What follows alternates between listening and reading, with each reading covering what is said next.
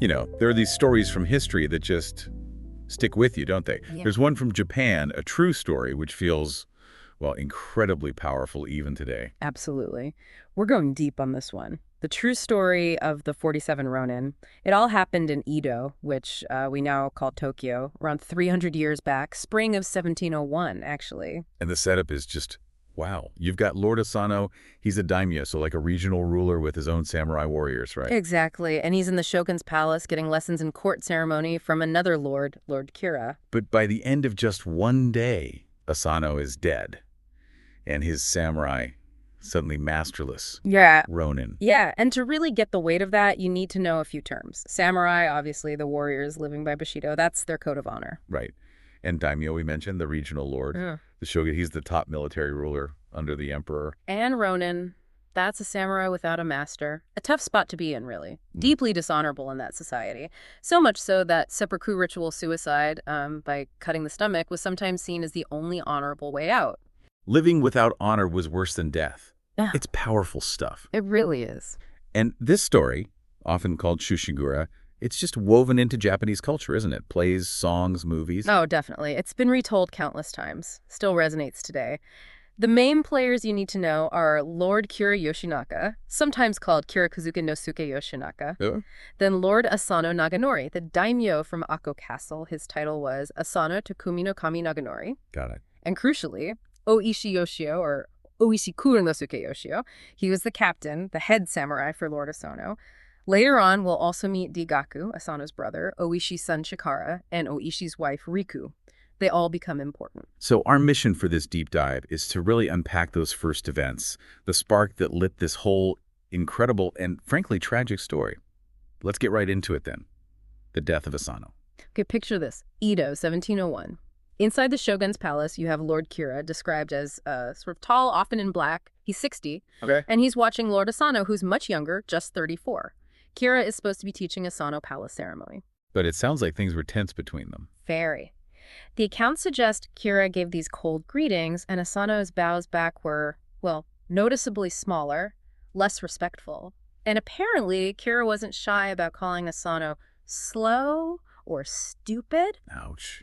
That wouldn't go down well. No, Asano definitely resented it. And you have to understand, ceremony in the shogun's palace was everything. Every word, every bow, the clothes you wore, even who you gave presents to and when, it was all prescribed.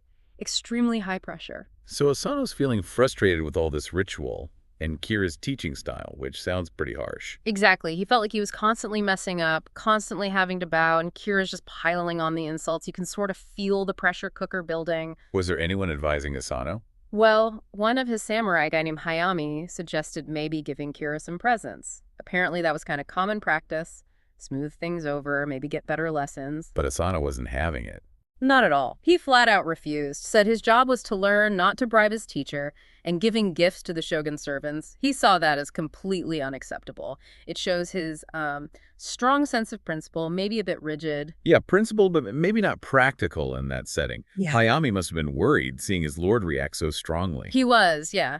And it's key to remember that Oishi Yoshio, Asano's main advisor, wasn't even in Edo then. He was back at Akko Castle managing things with like 300 other samurai, so Asano's kind of isolated with this problem. Okay, so we get to that spring day. Sources say it was nice weather, blue sky, birds. Yeah, they paint this picture of peace right before the storm breaks. Asano gets dressed in his formal clothes, heads off for his lesson with Kira.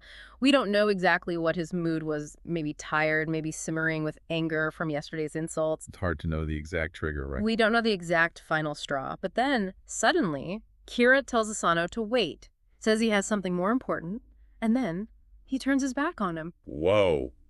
A major insult in that context. A huge insult, and apparently Kira throws in another jab, calls him a stupid man, maybe even insults his family, and that's it. Asano just snaps. He draws his sword inside the palace. He does. Shouts, "Lord Kira, stop a moment," and attacks him. It's chaos. He wounds Kira, cuts his head, but Kira doesn't go down. The guards must have jumped in immediately. Instantly, they surround Asano, take his sword. You just cannot overstate how serious this was. Drawing a sword, attacking someone inside the shogun's palace? It was unthinkable. A terrible crime. And the punishment came fast. Incredibly fast. By 4 o'clock that same afternoon, the order comes down from the shogun himself. Asano is a daimyo, so his death has to be honorable. Seppuku. Seppuku. By 6 o'clock that evening, it's done. He takes out a short sword, cuts his stomach, a really tragic end. Meanwhile, his samurai in Edo, they must be reeling. Absolutely. Katahoka, one of them, hears the news from another daimyo outside the pellet. He just bolts back to Asano's Edo house, tells the others, Hayami included, the order is immediate, get horses, ride back to Asuko. Now. Just like that. Yeah.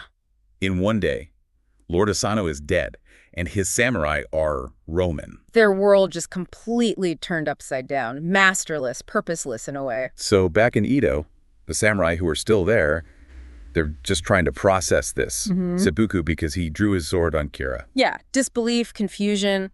Oishi, known for being level-headed, starts asking questions. They weren't there, right? What exactly happened? Was it a fair fight? And Hayami has to deliver the news that Kira is actually alive, just a head wound. Imagine hearing that. Your lord is dead for this act, and the target is basically okay. Must have been infuriating, a real sense of injustice, perhaps. So Ogishi asks about Asano's body. Right. He learns it's been taken to Sengakuji Temple, just outside the city, and some samurai are already heading back to Akko. Probably just needed to get home, figure things out. That ride back to Akko must have been grim, carrying that news, unsure about everything. Totally grim. And then they get more bad news.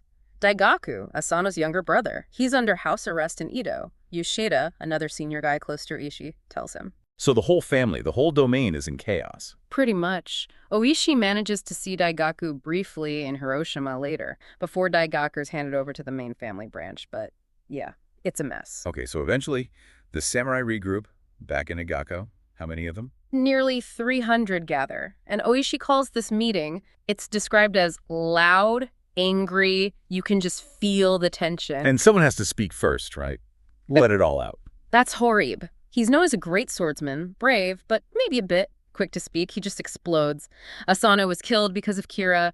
We need revenge. Now it's the samurai way. Classic warrior response. Honor demands it. Exactly. But Oishi, while acknowledging Horib's sense of honor, brings them back to reality. Look, he says, we're Ronin now. The government sees what Asano did as a crime. We need to understand why it happened. Yes, we want revenge, but Kira has powerful friends. We can't just rush in. He's urging caution. Strategy over pure emotion. Right. But Harid's still fired up. Let's attack now, he says. People in Edo will support us. But Yoshida, the more practical one, jumps in. Yeah, Yoshida's like, hold on, attack Kira's mansion. It's heavily guarded. How do we even do that? And someone else points out the castle problem. Right. Another samurai pipes up. What if the government seizes Akko Castle because of this? How do we fight government soldiers? The practical problems are huge. So Oishi steps in again. What does he say? He brings it back to the core principle. Honor, he says, is more important than life without it. That's the code. He acknowledges their bravery, their fire, right. But think carefully, he urges them. What is the true path to honor here? His idea is strategic. Go back to your families. Take formal leave from Akko. Think about this for 3 days. A cooling off period and a test of commitment. Exactly. And over those 3 days, a lot of them do leave, maybe to be with family, maybe hoping to find service elsewhere. Being a Ronin wasn't easy. Life was hard. So when Oishi calls the next meeting, the numbers are way down. Only 62 Ronin remain. It shows how tough that decision was. Yoshida closes the doors. It feels very serious now. Very. And Oishi finally speaks. He acknowledges their loyalty, their right to seek revenge. But then comes the big condition. Which is? Absolute silence, total secrecy. This won't be quick. It might take months, maybe years. They have to wait until Kira lets his guard down, until people forget about the Akko Samurai. If they want to succeed, they need patience. A long, secret wait. So the government soldiers arrive, take Akko Castle, it's official. Asano's domain is gone. And the 62 Ronin, they don't leave together. No, Oishi spoke to each one. Everyone had a part to play in this long game. They scattered. Some went to Edo, just melted into the city as workmen, guards, gardeners, anything to be inconspicuous. Blending in. Others went elsewhere. Osaka, other cities. The key instruction from Oishi was always secrecy. Don't talk about revenge. Assume Kira's spies are everywhere, watching, listening. And Oishi himself, what did he do? He moved his family wife, 3 kids near Kyoto. 3 other Ronin went with him, Kateoka, Mimura, and Hara. Hara actually found a job teaching archery. Teaching archery. Kateoka wasn't impressed, was he? No. Kateoka apparently scoffed at it, said it wasn't fitting for a samurai, but Hara reminded him, hey, we're Ronin now, we need to eat. Shows the tension, right? Pride versus necessity. Yeah, definitely. And Kateoka and Mimura were worried about Hara. They were. Mimura even questioned Oishi about putting Hara in that spot. Kateoka noticed Hara getting angry, touchy about it. The strain was clearly getting to him. And their numbers dropped again. Down to 55. Keeping that many people committed to such a long, dangerous secret plan, it's incredibly difficult. But then a break. Some intel comes in. Yeah, from Isogai. He's one of the Ronin working undercover as a gardener in the shogun's palace. He overhears that Kira isn't working in the palace anymore. He's living in his own big mansion near the Sumida River. Ah, so he's potentially vulnerable outside the palace walls. A possible target. Exactly. But Oishi is cautious. He says he needs to go to Adair himself, check it out. He tells Mimura to stay with the family in Kyoto. And he points out something important. Kira's wife is from the powerful Usugi family. Meaning his mansion would be very well guarded. Extremely well guarded. This won't be easy. And with only 55 men left, secrecy is even harder. Horib starts getting impatient again. How long are we waiting? Kira's getting old. But Oishi insists. They start the planning phase. Secretly gathering armor, weapons. They need to be ready. Okay, so Oishi and Kateoka head back towards Kyoto, but Oishi starts acting strangely. Yeah, he starts spending nights out in town, associating with bad men, is how the sources put it. Rumors start flying that he's lost his honor, given up. And Hori confronts him. Yes, Hara, already on edge, hears these rumors and confronts Oishi angrily, accuses him of abandoning them, of losing his honor. How does Oishi react? He gets furious, ordered Hara out of his house. Kateoka follows Hara out, tries to calm him down. What does Kateoka tell him? He finds Hara really upset, feeling betrayed. Kateoka just urges patience, trust Oishi, even if it doesn't make sense right now. Meanwhile, Mimura sees something suspicious back at Oishi's place. Right. Late one night, he sees Oishi's cook talking secretly with another cook, who quickly leaves when Mimura appears. And Mimura notices the Yusudi family crest on the second cook's coat. A spy. Sent by Kira. That's what Mimura suspects. Kateoka is skeptical at first. But Oishi? Oishi just smiles when he hears about it, confirms the suspicion, but he sees it as an advantage. Now they can feed Kira false information through this spy, make him think Oishi really has given up. It's a clever, risky move. Wow. So time keeps passing. Spring, summer of 1702. Over a year since Asano died. No talk of revenge in Edo. The Ronin are just living quiet lives. To the outside world, yes. It must have seemed like the threat was gone. And then, end of summer 1702, Oishi stages another dramatic scene. With his wife. Oh, yeah. He comes home late, very loudly dismisses his wife, Riku, says the marriage is over, tells her to take the daughters and go back to her father, even says he can find prettier women. It's brutal. Publicly shaming her. Why would he do that? It seems so cruel. Riku is devastated, crying. But Oishi keeps up the harsh words, saying she has to leave for her own safety, that the government might hurt them because of his actions. It's all part of the act. So he explains it to her privately? Yes. Later, in whispers, he tells her it's a necessary charade. To convince everyone, especially Kira's spies, that he's truly fallen from grace. A huge sacrifice for her. And their son, Chikara, he's about 15? Yeah, Chikara wants to stay. He's ready to be a samurai, wants to be with his father. Oishi tells him to be ready, see him in the morning. It must have been a long night for Oishi. He didn't sleep, apparently. Just looked at the stars. Early morning, Chikara comes to him, says he's ready. Ready to die as a samurai beside his father. Yeah, at 15. Oishi praises his courage, says they need strong swordsmen. Chikara tells him his mother left an hour ago. Oishi just accepts it. The life of a samurai, he says. Now we have work to do. The waiting is almost over. So, autumn 1702, the signal goes out. Oishi sends secret messages, and slowly, carefully, the Ronins start making their way to Edo, different times, different routes, staying in separate safe houses. Very clandestine. Oishi gets to Edo in November. Time for the final meeting. Yes. In a noisy restaurant good cover, he gathers the 47 remaining men, and he gives them one last chance. Anyone who wants out, especially if they have young kids or old parents, can leave now. But those who stay, stay with honor. Do any leave? 8 men choose to leave. A tough call, I'm sure. That leaves 47.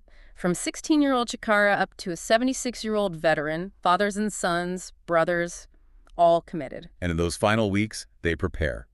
Farewell letters. Many wrote letters, yes, knowing this could be the end. They study the plans of Kira's mansion. High walls, 132 meters by 61 meters. 2 gates, east and west. A long building inside, courtyards, gardens. It's a fortress. What's Oishi's attack plan? 2 groups. Hit the front and back gates at the exact same time. Stop anyone escaping to get help from the Yusugi family. It has to be fast and coordinated. Do they know how many people are inside? Guards? Hayami asks that. They don't know for sure. Maybe over 120 people total. Perhaps 20 guards. They know they're outnumbered. But they have weapons. Armor. Horib confirms it. Spears, bows, arrows for everyone, all have armor. They're as ready as they can be. Oishi says the attack happens only when they know Kira is definitely home. And the night they choose. December 14th, 1702. A dark night, snow falling. Ito is asleep. The Ronin put on their armor, grab their weapons. They wait for midnight. The air must have been thick with tension. Oishi gives them one last speech. Just before they leave. Reminds them why they're here. Almost 2 years of waiting for Lord Asano. The goal: kill Lord Kira Yoshinaka. Fight his guards, yes, but do not harm women and children. And when you find Kira, blow the whistle. And they move out, silently through the snow. 47 shadows moving towards Kira's mansion. Oishi and Hera lead the front gate group. Yoshida with young Chikara leads the back gate group. And they put up signs. What did they say? Yeah, outside the mansion walls, declaring who they are. Ronin from Akko, taking revenge on Kira for Lord Asano's death. We're not thieves, they say. We won't harm others, making their purpose absolutely clear. Okay, the attack begins. Front gate. 4 men scale the wall, surprise the guards, tie them up. Then they break open the gate from inside. At the same time, Yoshida's group hits the back gate. And then all hell breaks loose. Exactly. Shouting, swords clashing, screams. The fight in the main front room is fierce. Kira's samurai fight hard. 3 swordsmen hold Oishi's men back for a while. But the Ronin push through. Eventually, yes. Right. Hera and 2 others finally kill those 3 samurai, clearing the way. At the back, it's just as intense. One of Kira's guys attacks Yoshida, tries to get under his sword arm with a knife. Close call. Yoshida falls back, but Horib jumps in, defends him, cuts the attacker down. They move into the next room, fighting everywhere. Kira's men fought bravely, though. They did, but the Ronin were just relentless, fueled by 2 years of waiting. Many are wounded on both sides, but incredibly, no Ronin die that night. They search room by room, but no Kira. Nowhere. The 2 groups finally meet in the middle of the mansion. Fighting stops. 17 of Kira's guards and servants are dead. Others fled. Women and children crying. But still no Kira. Oishi calls out to Yoshida. Where is he? Yeah. Then they find him, an old man hiding in a woodshed out in the garden. They ask his name.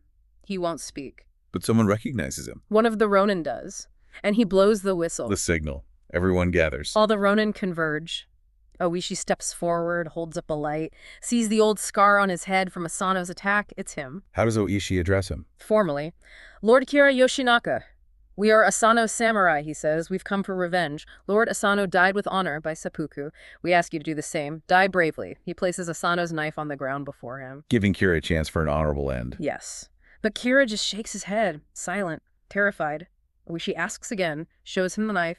Kira refuses, won't take it, won't move. He won't die with honor. So Oishi stands up, bows one last time to Kira. Then he draws his own sword and takes Kira's head. It's over. 3 a.m. They tie the head to a spear. Yes. Their long wait for vengeance is finally finished. Oishi says they must leave now. Take the head to Asano's grave at Sengakuji. One last act for their lord. Then they'll be ready for death themselves. But first, they put out the fires. Right. Very responsible, even then. Didn't want the mansion fire spreading through Ito's wooden buildings. And the 47th Ronin, Terasaka. Oishi orders him to leave, go to Hiroshima, tell Daigaku, Asano's brother, what they've done. His job is to carry the news. So 46 Ronin leave the mansion. Carrying the spear with Kira's head. Oishi walking in front, Yoshida and Chikara beside him. They start the long walk to Sengakuji, and people are starting to come out of their houses now, watching them pass in the snow. Where exactly was Sengakuji? Far from Kira's place. About 10 kilometers. And they were careful, worried about Kira's Yusugi family guards maybe attacking them. So they stayed away from Edo Palace, walked along the east side of the river, crossed at the Itai Bridge. And they sent messengers to the government. Yeah, 2 Ronins went to Edo Palace to officially report what they'd done, taking responsibility. As morning breaks, the news is spreading like crazy through Edo. Oh yeah, people everywhere talking, whispering, the killing of Lord Kira, the revenge of the 47 Ronin. It's the only thing anyone's talking about. And the public reaction was generally positive, admiring them. Overwhelmingly, it seems. People called them brave men, loyal samurai. They saw it as upholding the samurai code, especially after waiting almost 2 years. It really captured the public imagination. So they finally get to Sengakuji Temple, near Asano's grave. Yes. They arrive, wash Kira's head in the temple, well, a sort of ritual purification, and then present it at Lord Asano's grave, the final offering. Oishi kneels down with the others. All 46 kneel. And Oishi speaks to Lord Asano, tells him they served him, they couldn't bear to live under the same sky as his enemy, and now, finally, revenge is done. He says, "Young and old, we, the Ronin of Ako, are your loyal servants. We serve you by sword and by spear, in life and in death." It's incredibly moving. How long did the head stay there? 2 days, a public statement, then the temple priests took it away, returned it to Kira's family. And then the authorities step in, arrest them. Yes. The shogun's officers arrest the 46. They don't put them in a common prison, though. They take them to the mansions of 4 different daimyo to await judgment. Oishi and 16 others go to the Hosokawa mansion near Sengakuji. And people lined the streets to watch them being taken. Yeah, something like 1,400 samurai actually walked with them through the snow as a sign of respect. The whole city watched. Even under arrest, they were being treated with a kind of honor. So the shogun has a real problem now. Killing is a crime, obviously. But in that time, not taking revenge for your lord, that was seen as dishonorable, a huge dilemma. Public opinion was strong, too. Many people thought they did the right thing. Loyal, brave samurai following the code. A lot of people felt that way, yeah. And argued they deserved a samurai's death, seppuku, not a criminal's execution. But others disagreed. Said Asano started it, Kira didn't actually kill him, so revenge wasn't justified. Exactly. That side argued they were just killers, plain and simple, and broke the shogun's law, deserved a killer's death. The government took weeks to decide. Yes, deliberating for a long time. Finally, in March 1703, weeks after Kira's death, the order comes. They must die. But because of their loyalty, their adherence to bushido in a way, they would be allowed the samurai death, seppuku. Acknowledging their honor, even while condemning their actions. Precisely. And that same day, in those 4 daimyo mansions, the 46 Ronin prepared. One by one, in the courtyards, they performed the ritual. Their bodies were then taken to Sengakuji. Buried near their master, Lord Asano. Right beside him, 46 graves. But wait, what about Terasaka, the messenger? Yes. Terasaka. He came back from Hiroshima after delivering the news, went straight to the authorities and asked for the same fate as his comrades. Death by seppuku. But the shogun spared him? Felt sorry for him, perhaps because he was young or maybe because his role was different. Terasaka didn't commit seppuku. He lived a long life, actually, to 83. And when he died? He was buried at Sengakuji too, as the 47th grave, completing the number. It's just an incredible story. And people in Japan still remember it so vividly. Absolutely. 300 years on, it's still discussed, debated. Every year, December 14th, there's a festival at Sengakuji Temple, remembering Asano, remembering his loyal Ronin. Thousands of people go. Their story definitely hasn't been forgotten. So we've traced it all. Asano's death, the Ronin forming, that long, patient wait, the attack on Kira, and finally, their own honorable deaths. It's a story that really covers the spectrum of human emotion and duty. It really does. And it's endured because it touches on these huge themes, doesn't it? Yeah. Honor, loyalty, revenge, what they mean, what they cost. Yeah, they're timeless questions. It really makes you think. Were they justified in the end? Was seppuku the right judgment from the shogun? How does a story like this sit with our ideas of justice and honor today? Exactly. There are no easy answers, are there? It's definitely something to reflect on. And maybe it encourages you, the listener, to explore some of the plays or films or books that retell this amazing piece of history.